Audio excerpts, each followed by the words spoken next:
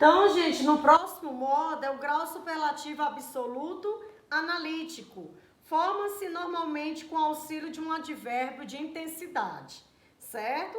Então, o que é um advérbio, gente? É a palavra, tá certo? Invariável, que modifica o verbo, o adjetivo e o próprio advérbio, indicando alguma circunstância de tempo, lugar, modo, intensidade, afirmação, negação, dúvida, tá certo? Então, quando você se deparar com adjetivo sendo acompanhado por outro advérbio, sendo ele de intensidade, eu estarei classificando esse grau como grau superlativo absoluto analítico. Como, por exemplo, pessoal, muito bonita, bastante alegre, pouco agitado. Quem são os advérbios? Muito, bastante e pouco. Está sendo acompanhado por um adjetivo, tá certo? Então, quando você se deparar com essas palavras, com esses adjetivos que está sendo acompanhado por um advérbio de intensidade,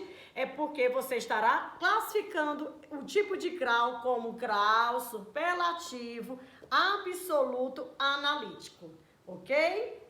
Então, para o próximo grau, grau superlativo relativo, acontece de duas formas. Ou o grau superlativo relativo será de superioridade, ou o grau superlativo relativo será de inferioridade, certo?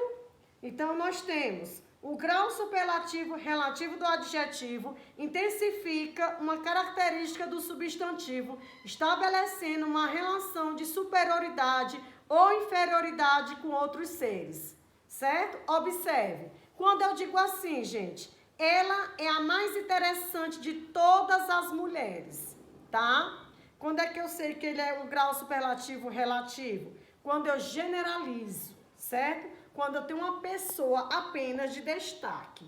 Nesse caso, ela é a mais interessante, certo? Eu poderia dizer, né? Vamos lá, Antonella é a mais linda da turma do 6º ano, tá certo?